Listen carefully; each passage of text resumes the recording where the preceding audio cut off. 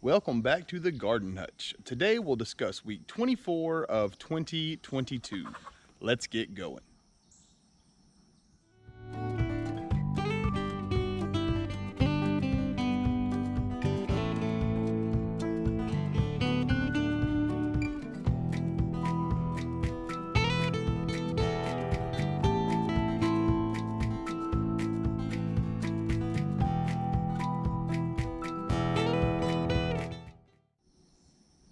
Week 24 was hot. I think the average temperature here was about 95 degrees for a high, with the heat index well into the triple digits. We had the heat advisories where the heat index was like, over the 110.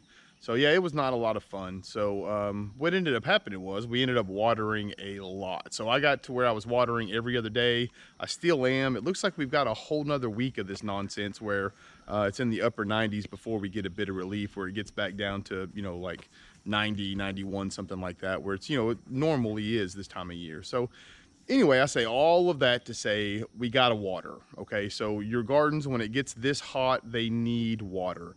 So what I've started doing, because it started getting hot so early, it was getting in the 90s by 10:45 or so. So even starting at 4 o'clock in the morning when I did my watering, I wasn't having enough time to finish watering and then make sure that I get all of the pruning done, the harvesting, weeding, all of that kind of stuff. So I had to make a few adjustments. So what I've done is I've started watering half of it one day, and then when the sun comes up, I start on all of like the actual garden bed maintenance, and then the next day I'll do the other half. That way it's still getting watered every other day. So what I'm hoping is after this upcoming week, where it's going to be even hotter, they're forecasting in the actual temperatures to be over triple digits for 3 days at least. So we're going to have to keep this up for a little while. So the big thing is we want to make sure that we keep our plants alive. To do that, they're going to need water. However, when we're watering this much, that leads into a whole another set of issues. So one of the things we want to do is keep an eye out for white flies. We want to make sure we keep an eye out for tomato blight and leaf spot. Also, powdery mildew can be an issue. I've had to treat our pumpkin plants and our zucchini plants a couple times. And so anyway, that's just what, that's what's going to happen this time of year. So speaking of zucchini, let's take a look at what happened earlier in the week. So I came out this morning, noticed that we had lost a couple zucchini plants. I wanted to leave this and kind of show everybody what it looks like. This has got squash bacteria.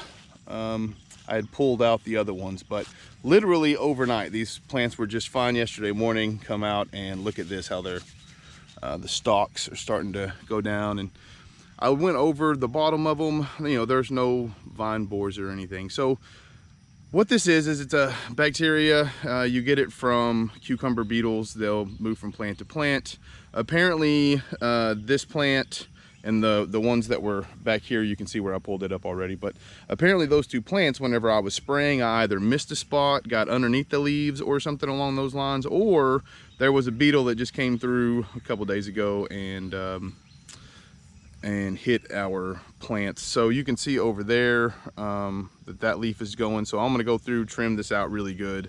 And then I've got a large cup that we use here for our diatomaceous earth. And what I'll do is I'll go through, I'll treat all of this here, let it sit for 5 or 6 days. And I've already started new squash plants in the greenhouse, so that's what we'll put here. But anyway, we always say we want to show our successes and our failures. A lot of times these bacterial things will just pop up and there's not a lot you can do about it. Just save what you can and replant. So not only did we pull out the zucchini, we also ended up harvesting all of our carrots, and I'll put a link to that video up here. We really enjoyed it. We took them inside, we rinsed them off, peeled them, sliced them, blanched them, which just means you boil them for like 3 minutes or whatever, separated or put them in the freezer, and then once they were frozen, separated them into bags. We tried them after just 2 days just to see what they tasted like, and they are really sweet. So that's something we really enjoyed. The carrots, we grew them last fall and then this spring. So back here in the zucchini, I think we're going to relocate the zucchini to where the onions were this year. And I think that in our zucchini bed, we're going to use that twice a year to grow larger crops of carrots, because we really like those. So anyway, so as we had mentioned, you know, in these little barren areas that we're pulling some of the spring crops and things for, we're going to go ahead and we are putting in new crops. And the way we start those is in the greenhouse. So let's go take a look at what we got started in there. So while we're heading out here, I just wanted to kind of throw in a few things that we've been thinking about. From now on, I believe that starting June 1st, all the way probably until mid-August, I will probably keep 4 or 5 of these different squash plants starting in the greenhouse. And the reason is that I can almost always find a spot for them. This is chard, by the way. This is what I'm going to put in the zucchini bed, because it'll come out right about the time that we need to plant our carrots this fall. So we're going to just put in more red chard because we've been eating the fire out of it. We really like having these greens. They'll be done about the time that we'll be getting our new beet greens and all the things associated with the fall lettuce scene. So that'll be nice. But anyway, back to the squash. From now on, we have decided that we are just going to keep several squash plants going in the greenhouse throughout the course of the summer. That way, if we have any issues with our zucchini or anything, all we have to do is just pull it and put a new plant in. I'm sure most people who garden understand this, but squash plants are one of those things that nature loves to eat. There are so many things in our area of the world, so many fungus and bacteria and bugs and everything that want to eat your squash, that it's just a good idea to go ahead and have some backup plan ready, because sometimes it's just not worth the effort of trying to get that squash back to health when you can just pull it and put a healthy plant in its spot. I just want to touch on that for just a bit. It's something that I've kind of noticed, and I'm sure all you other homesteaders have as well.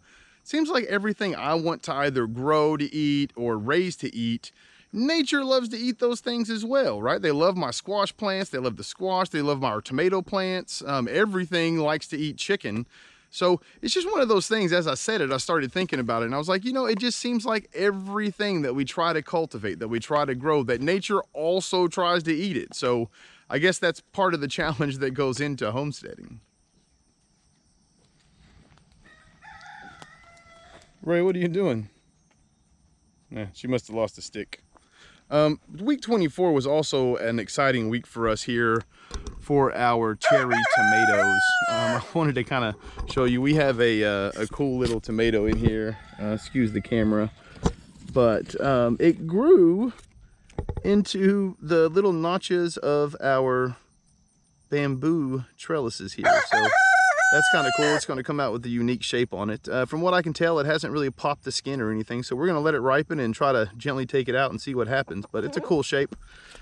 You can also tell we are getting our cherry tomatoes are really starting to come into their own. We're really excited about these guys. In fact, I left these on here this morning. I'm going to pick a whole handful of these to go with our salads, but I left them on here just so that I could show you all before I remove them. Back here is probably the one that's the most ready for right now. Let's get in there so you can see it. Look at those. We water on a timer, and we do it every 2 days. And the reason for this, when it gets hot like this, if you allow your soil to dry out and then it gets a whole bunch of water all at one time, your tomatoes will start to split. Now, you can still eat them when they do that, but it does make them more susceptible to disease and that sort of stuff. So another thing to sort of consider as we're getting into the hotter months here. Also, another thing that I wanted to point out, you can see up here how thick all the foliage is, and then down here how I've thinned everything out. What the intentions are going to be is, as the plant grows, we'll take and we'll tie them back up once this bottom area has done with all of their tomatoes.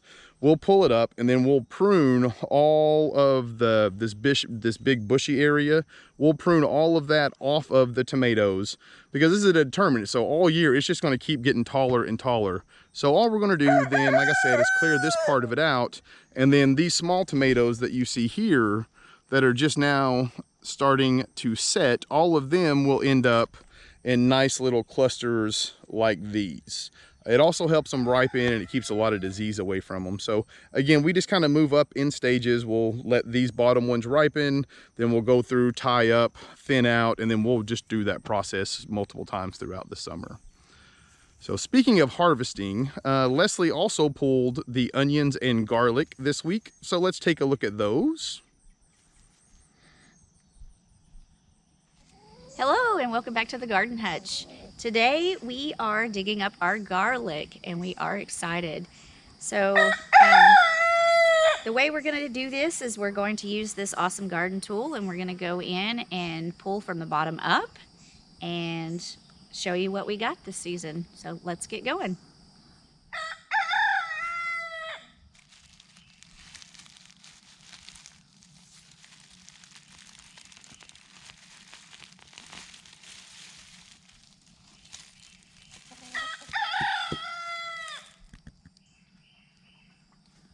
Today we're also going to pull our onions, and we'd like to show you how we're going to do that. And once we get them pulled, we're going to cut the stems back and we're going to tie them up to cure. And I usually bundle them in a group of 5 to help get some air in there. So let's take a look. You just grab it by the stem, and these are fairly easy to come up, way easier than garlic. I just take the onion and pull it up, and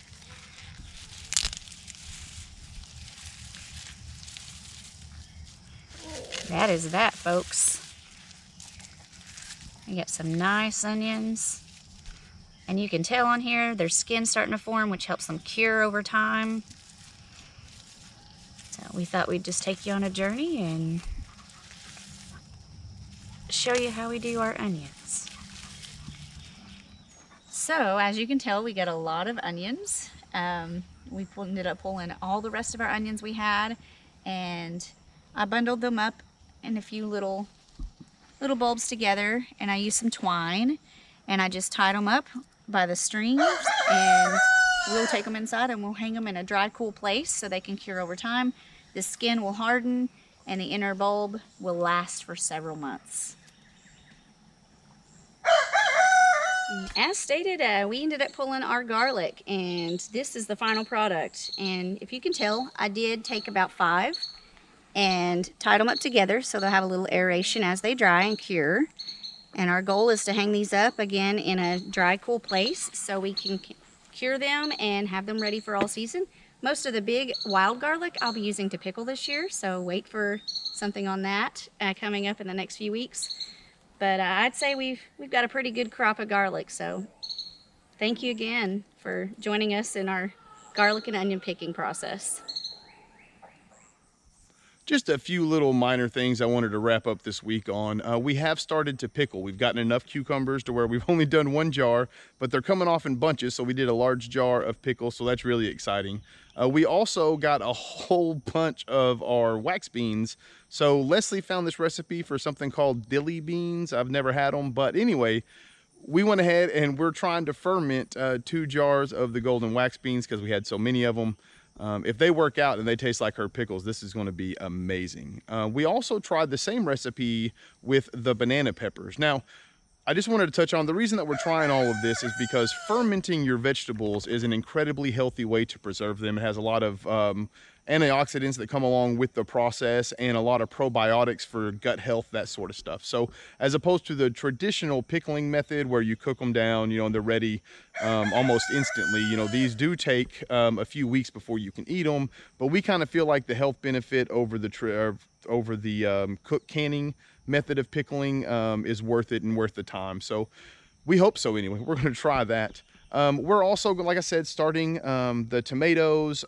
We have so many things coming off, almost more ground cherries than we can eat in a day. So now it's coming to that point where we're going to start letting the family try them. Trying to think, there's so much coming out, you know, with the squash and that sort of stuff, and the new squash going in. That's going to be exciting. Soon we're going to have figs and blackberries to show. So what we'll do is I'll do like a whole garden tour thing at the 1st of July. I did one at the 1st of June, and I kind of liked the way that went. So that'll give us a chance to sort of go over everything that has changed in the month. We also went through and did a bee inspection. We put a new box on top of it for honey. So we're kind of hoping that they can fill up 2 more. So the one that was on there, it was about 2/3 the way full. So then we put another one on there. We'll probably check it again into July, 1st of August, somewhere around there. And then if it's full, we'll put another one on, and then we'll go look at it, you know, end of October, and we might be able to pull 2 of those to get some more honey for the fall. If not, it'll be there for us in the spring. But I think that about wraps up everything for week 24. So as usual, I want to say thank you to all you folks that have stuck around here till the end.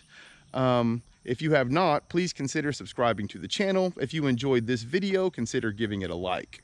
Until next time, I hope that all you folks take care of yourselves. Peace.